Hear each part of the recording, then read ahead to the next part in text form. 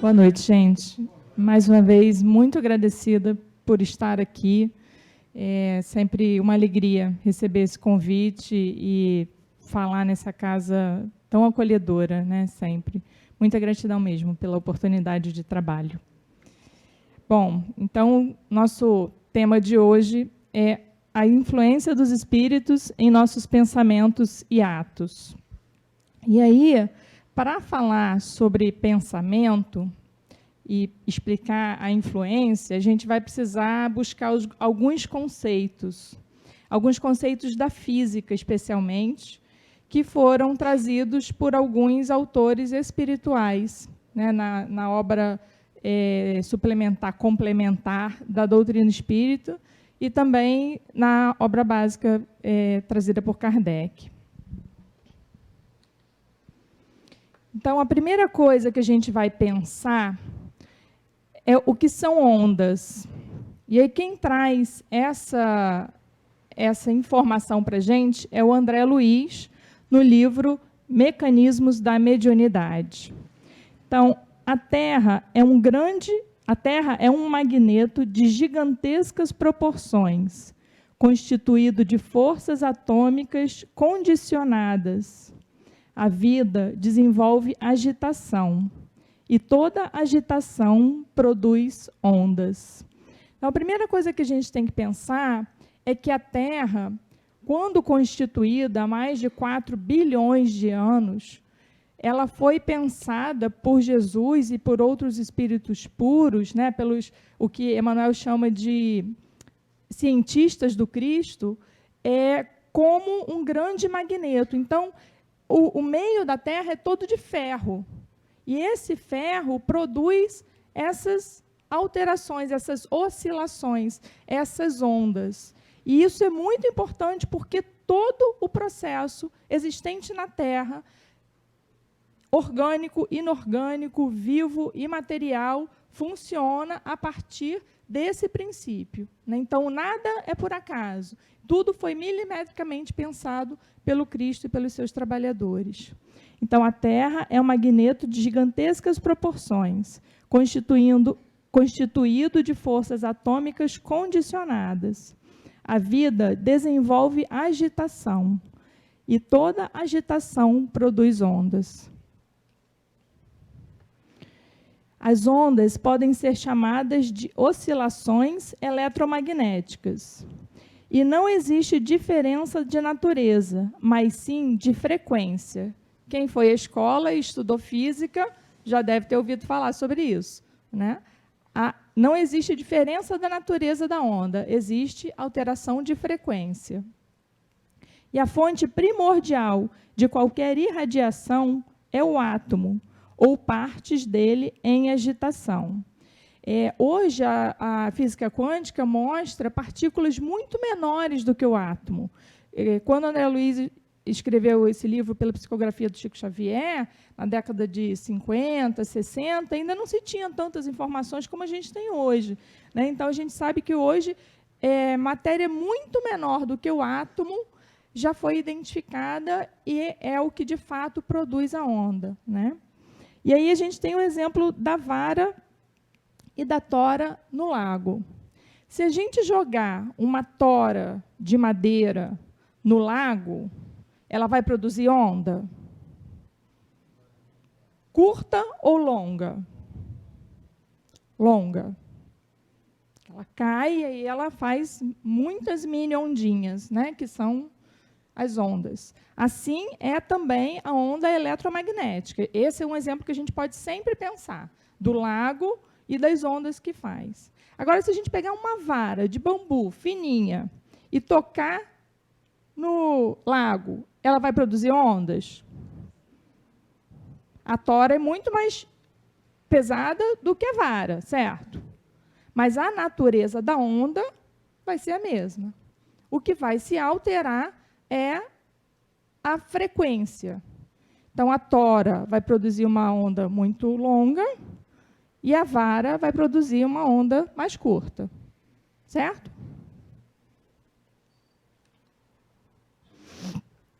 Ainda André Luiz, em Mecanismo da Mediunidade. Em posição vulgar, a acomodados às impressões da criatura humana normal, os átomos mentais inteiros, regularmente excitados na esfera dos pensamentos, produzirão ondas muito longas, médias, durante a oração, por exemplo, ou curta, nas emoções profundas e nas súplicas aflitivas. Estas últimas de imenso poder transformador do campo espiritual. Assim é que a aura de cada criatura permanece tecida de correntes atômicas sutis dos pensamentos, que lhes são próprios ou habituais, dentro de normas que correspondem à lei dos quanta de energia e aos princípios da mecânica ondulatória, que lhes imprimem frequência e cor peculiares. Então, aí tem muita informação que André Luiz traz para a gente, né? Vamos repassar.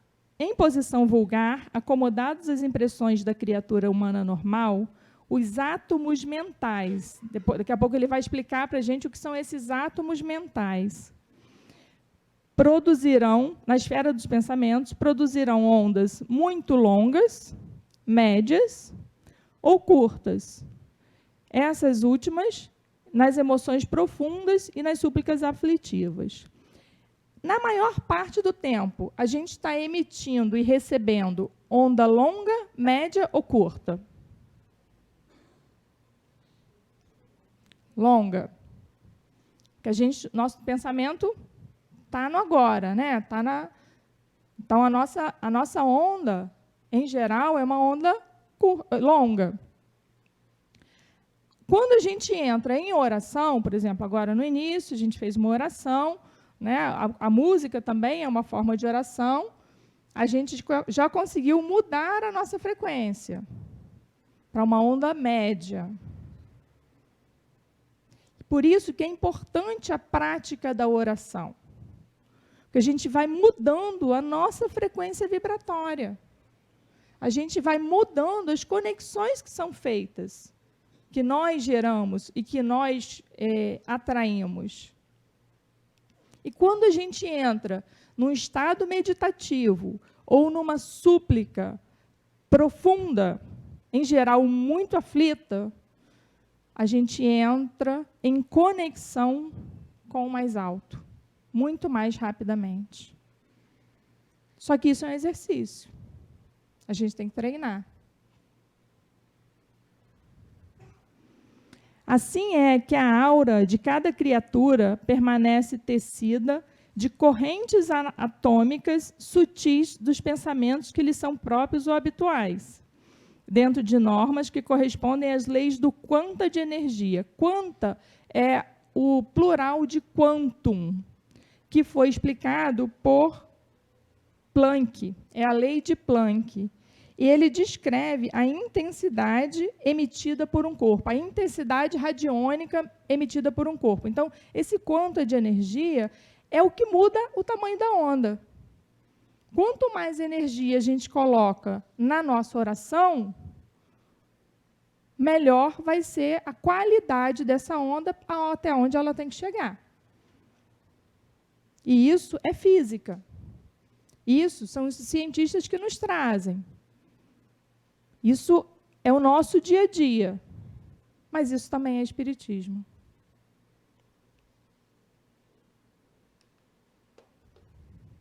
E aí a gente vai para um outro cientista mundialmente reconhecido, chamado Einstein, que fala do princípio de campo. O que é o princípio de campo? É quando Einstein ele junta a teoria da relatividade com o eletromagnetismo. Então, a gente vai pensar na seguinte hipótese. Esse é um exemplo que foi usado para explicar a teoria de Einstein. Imaginemos uma chama. A zona iluminada por ela é o campo peculiar, ou seja, é o que está sendo visto. A intensidade da sua influência diminui com a distância do seu centro, sem nunca atingir o zero. Em algum momento, nós podemos deixar de ver aquela chama, mas ela nunca vai atingir o zero. Essa semana eu estava na estrada, chegando em Macaé já de noite, e aí passei por Cabiúnas. E aí, muito antes de chegar a Cabiúnas, meu filho falou assim, nossa, já está amanhecendo? Aí eu falei, não, é a chama de Cabiúnas.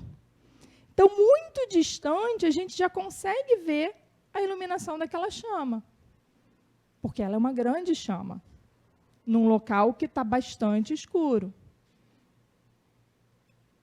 E ela nunca, daqui a gente não consegue ver, mas ela não se apagou. A chama se mantém lá. Então, quanto maior a intensidade da chama, mais longe ela vai alcançar. Quanto mais intensa é a nossa prece, maior alcance ela também tem. E aí, recorrendo ao campo de Einstein, imaginemos a mente humana no lugar da chama, que foi o que eu falei agora. Essa corrente de partículas mentais exterioriza-se de cada espírito com qualidade, tanto maior sua concentração e o teor da persistência no rumo dos objetivos que demande. Isso é André Luiz que fala para a gente. Então, quanto maior a concentração que tivermos para qualquer coisa que formos fazer, e quanto maior a persistência no rumo dos objetivos, mais intensidade teremos dessas partículas que estamos emanando.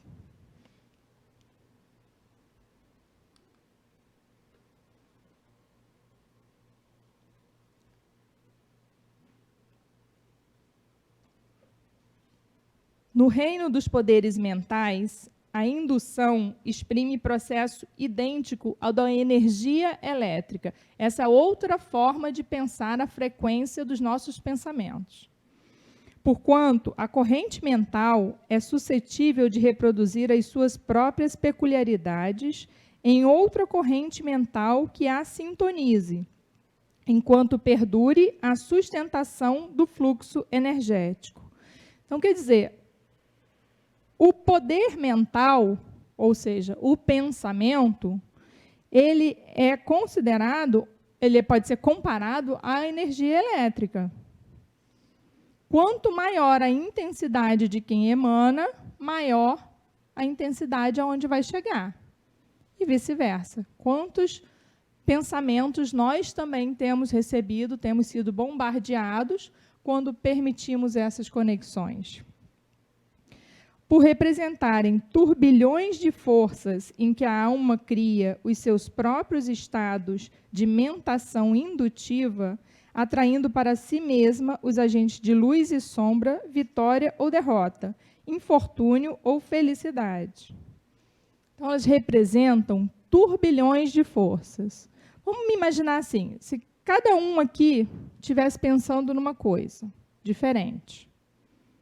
Teoricamente, nós estamos todos conectados e pensando sobre o pensamento, né? Sobre a influência do pensamento. Mas, e se nós estivéssemos com pensamentos diversos? Como é que estaria essa sala se alguém pudesse ver os pensamentos voando? Oi? Uma bagunça. Não estaria? Uma alteração, assim? E não é assim que a gente vive no dia a dia? Quando a gente anda na rua, às vezes no trabalho, em alguns lugares que a gente frequenta, existe um turbilhão de energias sendo emitidas. Nós também emitindo. E, às vezes, isso é muito perturbador. E, outras vezes, isso é muito positivo. Depende sempre das escolhas que nós estamos fazendo. Então, muitas vezes, André Luiz fala aqui, a alma cria os seus próprios estados de mentação indutiva, ou seja, do que a gente produz e emana, atraindo para si mesma os agentes de luz e sombra, vitória ou derrota, infortúnio ou felicidade. Só que isso a gente tem que estar atento o tempo todo. O tempo todo. Às vezes a gente está em casa, sozinho, materialmente sozinho, mas a gente pode estar acompanhado de um bom livro, de uma boa música, de um bom programa de televisão, ou de um mau programa de televisão, de uma música não tão boa, dos nossos próprios pensamentos e das nossas próprias emoções, remoendo questões ali que nem sempre são positivas. Então, mesmo quando nós estamos sozinhos, nós estamos suscetíveis a esse turbilhão de energia que nos envolve. O espírito, na essência, pode ser comparado a um dínamo complexo. Dínamo é aquele negócio que roda para gerar energia, né? Então, nós somos um dínamo complexo, em que se verifica a transubstanciação do trabalho psicofísico em forças eletromagnéticas, no laboratório das células em que circulam e se harmonizam. Olha quanta informação tem aqui. Isso aqui também é a base do passe. Quando ele fala aqui do dínamo complexo que se transubstancia em trabalho psicofísico. Quando a gente recebe o passe, a gente está conectado com essa energia positiva, ou quando a gente está trabalhando no passe, a gente está emanando também essa energia, não é? E aí, as nossas células se modificam. Porque nós também somos átomos. Nós somos feitos de células, que são feitas de substâncias compostas, que são feitas de átomos, que são feitos de elétrons, prótons e nêutrons, e por aí vai.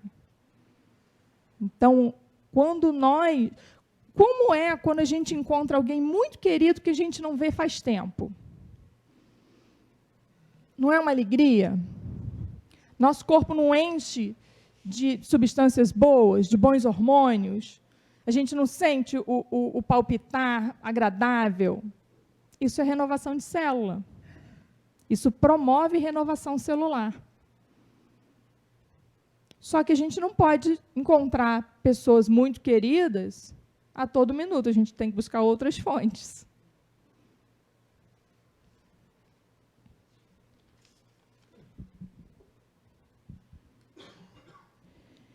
E aí Kardec, no livro dos Médiuns, nos traz também informações muito importantes sobre isso.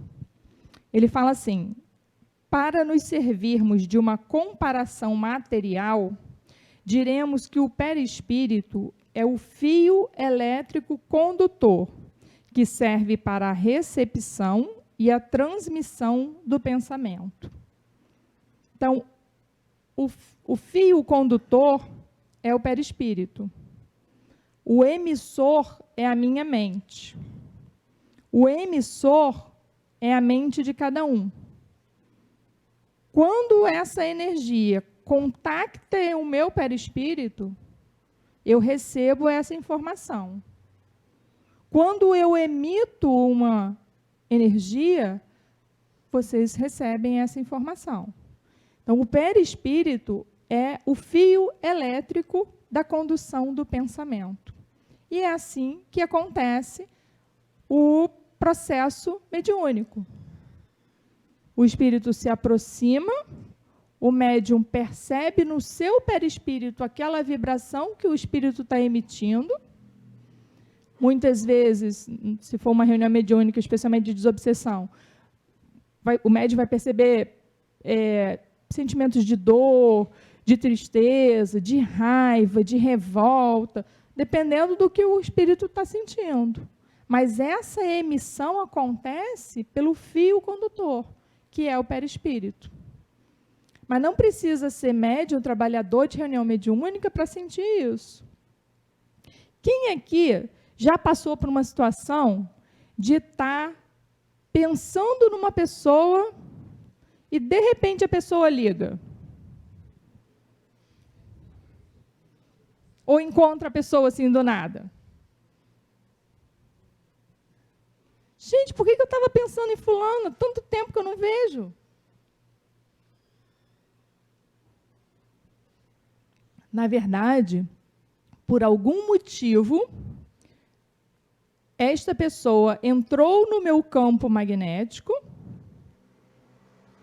e fez a conexão. Ou, por algum motivo, eu atraí essa pessoa. Às vezes eu falo, nossa, você me ouviu te chamar? Porque a pessoa me ligou, mas eu estava pensando nela. Então, é assim que a gente vai fazendo as conexões. O espírito evocado recebe, por assim dizer, o choque do pensamento, como uma espécie de comoção elétrica, que lhe chama a atenção. Pode-se dizer que ele ouve o pensamento, como na Terra ouves a voz. Aqui Kardec está falando do espírito evocado, né, do espírito desencarnado, na maioria das vezes. Nem sempre, porque ele também fez alguns estudos com espíritos encarnados que vieram nas reuniões mediúnicas, mas a grande maioria das vezes o espírito evocado ele já está desencarnado. E aí, como é que esse espírito evocado chegava na reunião, por exemplo, para que Kardec pudesse compilar o Céu e o Inferno? Que são os relatos dos espíritos, né? Parte do livro são os relatos dos espíritos que já desencarnaram. Aquele grupo de pessoas estava em prece, pensava naquele espírito, evocava aquele espírito, e aquela energia chegava ao perispírito daquele espírito. E ele era atraído para essa reunião, e ali se fazia o que era necessário para o estudo de Kardec. Então, nós também temos que ter cuidado com as evocações que fazemos, sem perceber.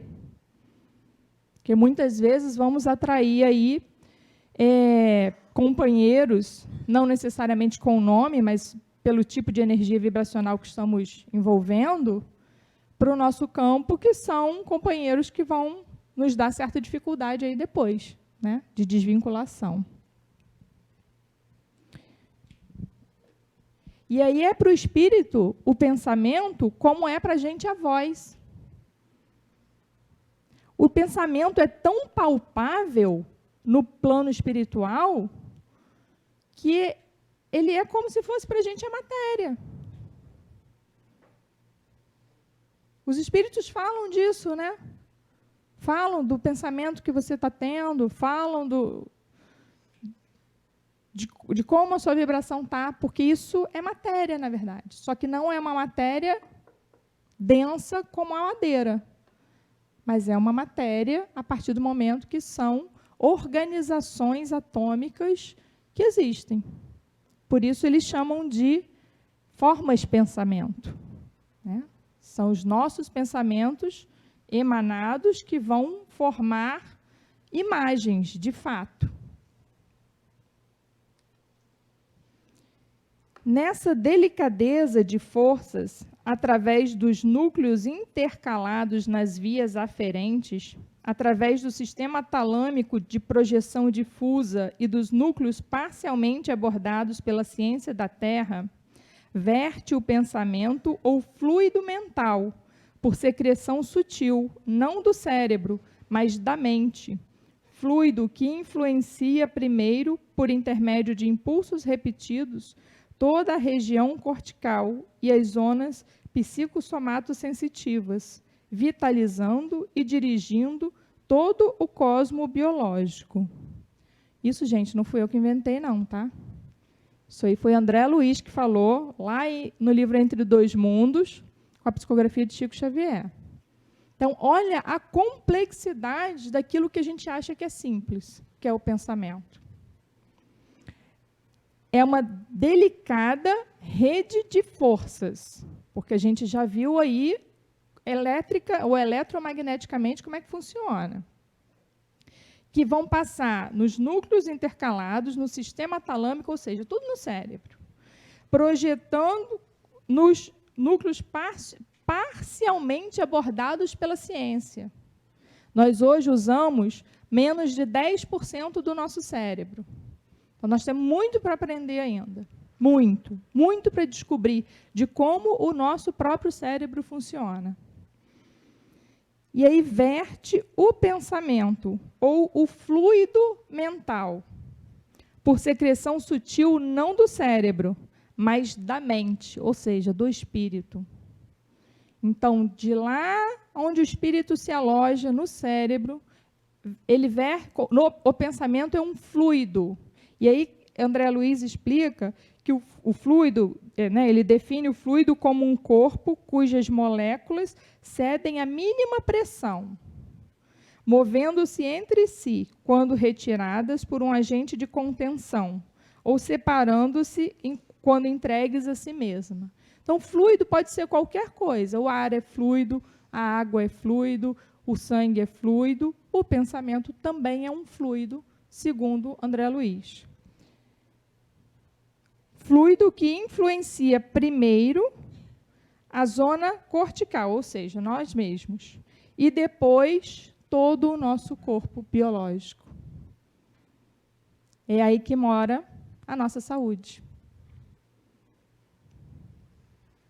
No nosso pensamento também mora a nossa saúde.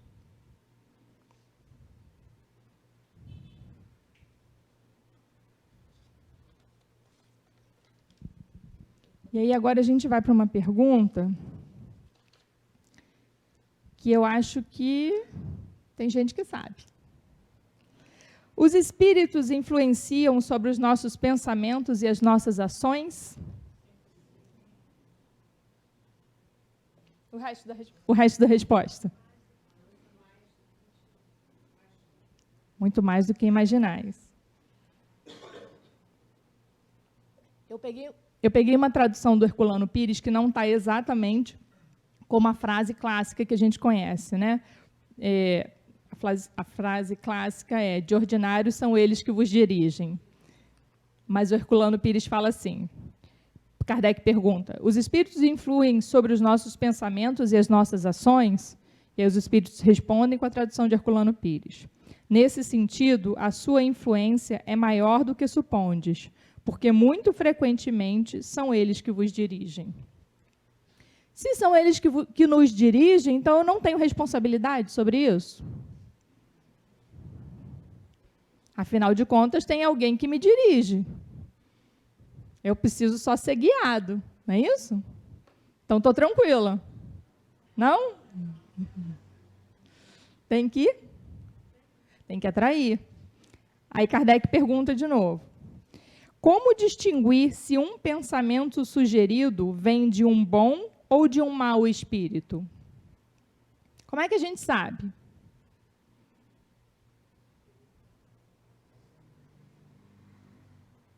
Como é que a gente sabe quem está nos influenciando, quem está nos intuindo? Pelo teor dos nossos pensamentos. Estudai a coisa. Os bons espíritos não aconselham senão o bem. Cabe a vós distinguir. Então, aí entra a nossa responsabilidade. Em algum momento, nós podemos estar até sendo intuídos de uma forma negativa, não muito boa. Mas a nossa responsabilidade é de distinguir se é o correto ou não, se estamos de fato recebendo uma boa intuição ou não. E depois Kardec pergunta de novo: há no homem qualquer coisa que escape a todo o constrangimento e pela qual ele goze de liberdade absoluta? Nós temos liberdade absoluta? Tem um negócio chamado livre-arbítrio aí, que alguém falou de vez em quando, mas eu não sei muito sobre isso, não. Quando a gente tem a liberdade absoluta?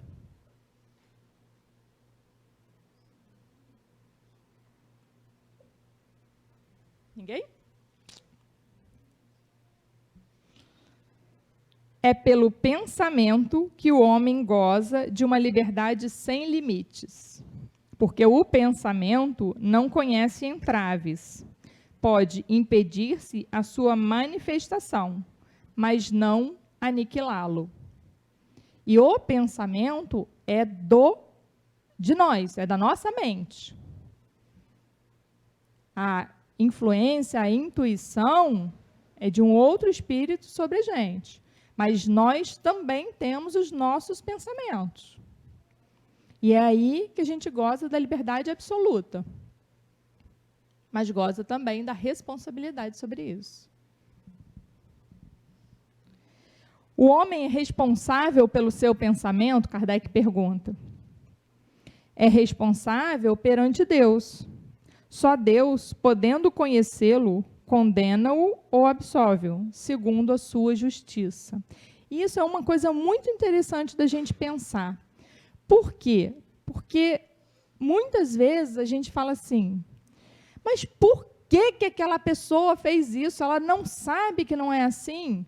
Ou por que aquela pessoa pensou isso?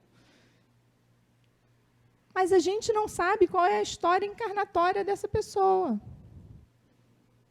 Eu, hoje, na minha condição, neste estágio evolutivo em que eu me encontro no dia de hoje, eu não faria isso. Mas eu não sei se há 100 anos eu já fiz. Eu não sei se por alguma outra razão eu virei a fazer. Então, nem sobre os pensamentos alheios nós podemos julgar. Só Deus conhece a nossa história. A nossa história encarnatória. E só a Ele é permitido condenar ou absolver. Não existe condenação no sentido efetivo da palavra, né? Mas eu acho que a palavra correta seria correção, né? Seria o ajuste. Mas é só Deus que pode fazer isso. Então, que nós tenhamos mais tolerância com qualquer pensamento. Às vezes de nós mesmos, porque muitas vezes pensamos coisas que não gostaríamos de estar pensando. Muitas vezes temos sentimentos que não gostaríamos de estar sentindo. Mas que façamos contato com isso. E ao fazer contato, vamos reconhecendo que somos seres falíveis, caminhando para a perfeição um dia. Mas que tenhamos mais paciência e mais cuidado, né, com o nosso julgamento e com o nosso julgamento em relação às pessoas que convivem conosco, ou até no trânsito, né? Quantas vezes a gente emite julgamentos no trânsito, mas a gente não sabe, né? Não sabe da vida do outro, a gente não sabe do sentimento do outro, do pensamento do outro. Então, que possamos cuidar de nós, que é o que nos cabe neste momento. E aí, no livro Estude e Viva, por André Luiz também, ele fala assim, sempre que você experimente um estado de espírito tendente ao derrotismo, perdurando há várias horas, sem causa orgânica ou moral de destaque, avente a hipótese de uma influenciação espiritual sutil. Isso é uma dica muito importante. Muito importante, inclusive, para trabalhador espírita.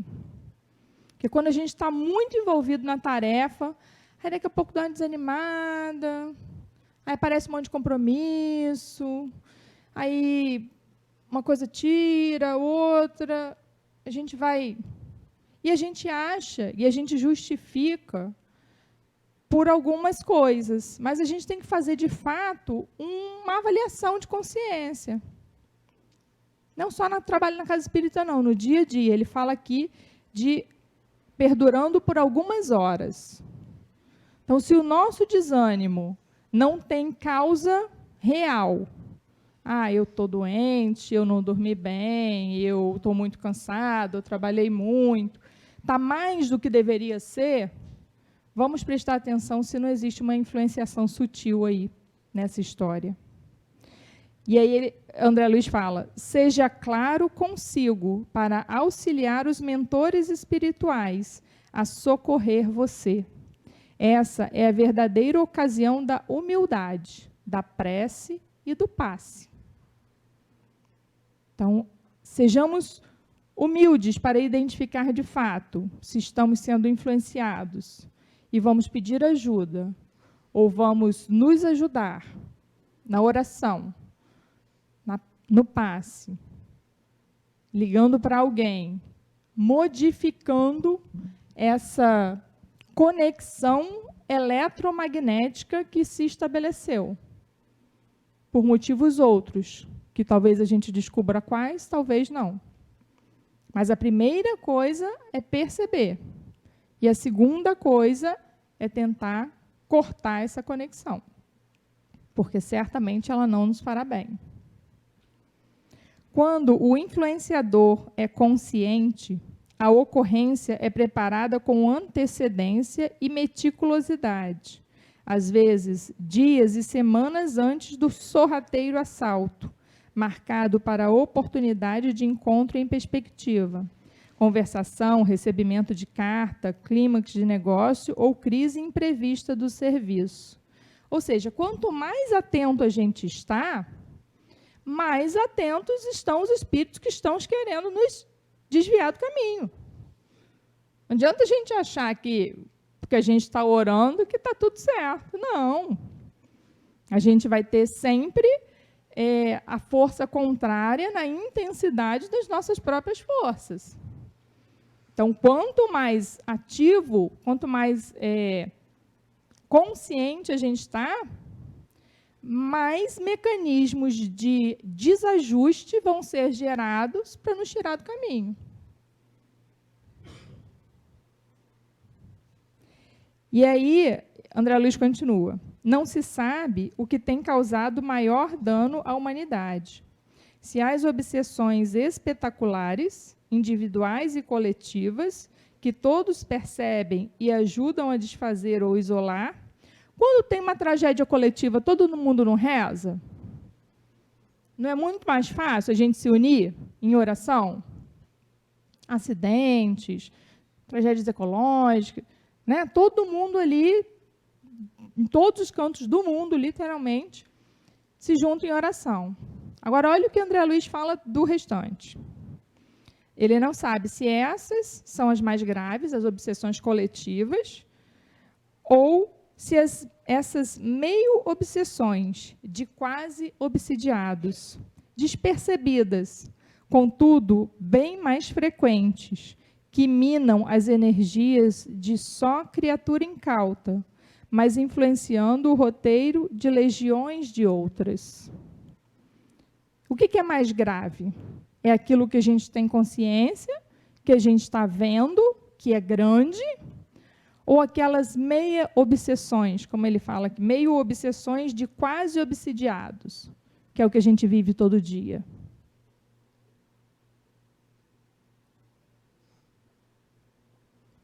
Que é aquele WhatsApp que a gente passa sem se dar conta do estrago que vai fazer. Que é aquele programa de TV que a gente assiste sem se dar conta dos pensamentos que estão gerando na nossa cabeça, que vão virar ondas eletromagnéticas, que vão ser conectadas com outros milhões de pessoas. São aqueles atos que a gente comete no trânsito de indignação profunda, porque, afinal de contas, nós todos só andamos corretamente no trânsito, não é isso? Só os outros cometem erros. E a gente, naquele momento, emite uma onda eletromagnética chamada pensamento, que vai atingir aquela pessoa, que vai atingir outros carros, que vai... Olha a nossa responsabilidade aí.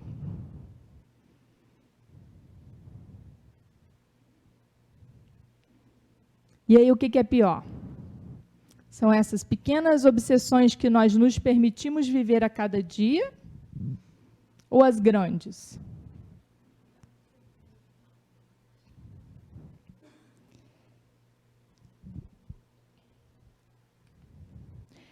É por isso que a missão dos obreiros do pensamento... Quem são os obreiros do pensamento?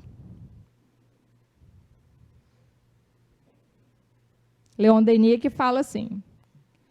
Esse trecho é de Leon Denis. Quem são os obreiros do pensamento? Somos nós. Hoje em dia, todos nós somos influenciadores.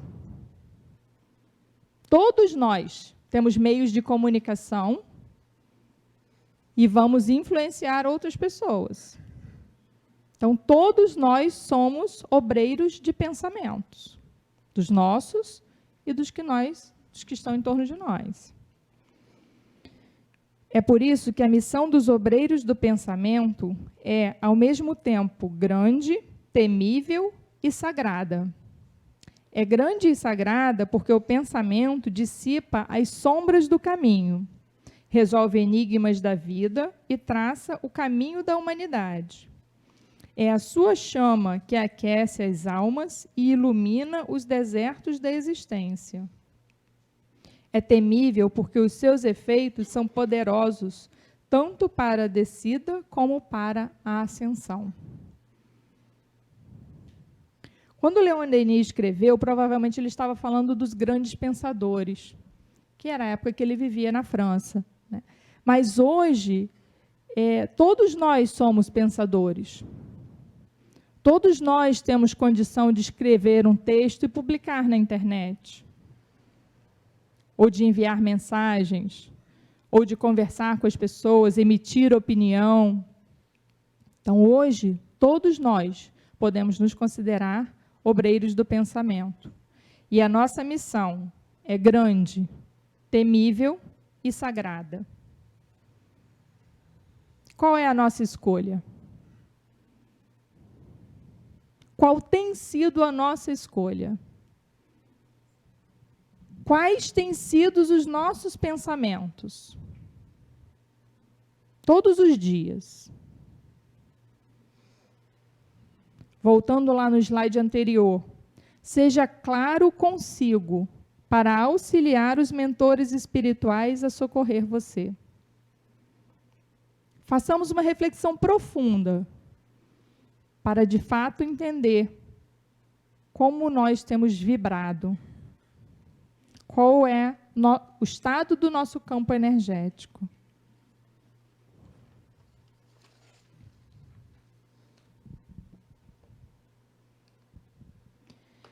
Agora, uma última pergunta. Por que é que, no meio do imenso labor e da abundante produção intelectual que caracteriza a nossa época, se encontram tão poucas obras viris e concepções geniais? Gente, Leon Denis escreveu isso em 1919. Tem 100 anos. Mas parece atual, né? Por que é que, no meio do imenso labor e da abundante produção intelectual que caracteriza a nossa época, se encontram tão poucas obras viris e concepções geniais? Porque deixamos de ver as coisas divinas com os olhos da alma. Porque deixamos de crer e amar. Remontemos, pois, às origens celestes e eternas. É o único remédio para a nossa anemia moral. Dirijamos o pensamento para as coisas solenes e profundas. Ilumine-se e complete-se a ciência com as intuições da consciência e as faculdades superiores do espírito. O espiritualismo moderno a auxiliará. Ou seja, a ciência não vem desdizer nada. Ela vem acrescentar, sempre. Mas esse acréscimo precisa chegar pelas intuições da consciência, das faculdades superiores do espírito. Somos nós, no nosso dia a dia, que vamos construir um mundo cada vez melhor. Não é nenhum gênio da ciência que vem para trazer a cura para todo o mal. Não é Jesus voltando à Terra que vai trazer a cura e os milagres para tudo que precisamos. Somos nós, todos juntos e individualmente, modificando o nosso pensamento e a nossa atitude, que vamos nos conectar com as faculdades superiores dos espíritos. Se meditarmos em assuntos elevados, na sabedoria, no dever, no sacrifício, nosso ser impregna-se pouco a pouco das qualidades do nosso pensamento. É por isso que a prece improvisada, ardente, o impulso da alma para as potências infinitas tem tanta virtude. O influxo do alto invade-nos e desperta sentidos novos. Se, ao contrário, nosso pensamento é inspirado por maus desejos, pela paixão, pelo ciúme, pelo ódio, as imagens que cria sucedem-se, acumulam-se em nosso corpo fluídico e entenebrecem. Mas quase sempre nossos pensamentos passam constantemente de um assunto a outro. Isso é verdade. A gente se esforça para se manter na vibração mais alta. Aí a gente ouve alguma coisa que a gente cai em cadinho. Aí a gente tem que lembrar de voltar para a prece. E aí a gente vai ser puxado ali de novo. Então a gente vai de lá para cá, daqui para lá, se ajustando até se manter mais firme. Mas quase sempre nossos pensamentos passam de um a outro assunto. Pensamos raras vezes por nós mesmos. Refletimos os 1000 pensamentos incoerentes do meio em que vivemos. Poucos homens sabem viver do próprio pensamento. Por isso criam um invólucro povoado das mais disparatadas formas. Seu espírito é como uma habitação franca a todos os que passam. Nossos espíritos são como uma habitação disponível para todos que passam. Nossos pensamentos, nossas mentes estão franqueadas, estão abertas. Nós precisamos usar mecanismos para fechá-la. Como esses outros, poucos homens sabem viver do próprio pensamento e dos pensamentos mais puros. É claro que isso é um exercício de muitas encarnações, mas nós precisamos começar, desde agora, esse exercício, esse treino. Como? Meditando em assuntos elevados, na sabedoria, no dever, no sacrifício, e assim o nosso corpo impregna-se pouco a pouco das qualidades do nosso pensamento.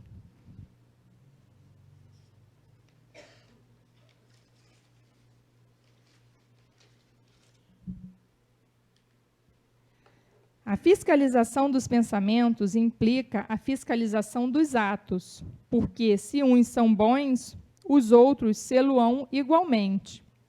E todo o nosso procedimento achar-se-á regulado por uma concatenação harmônica.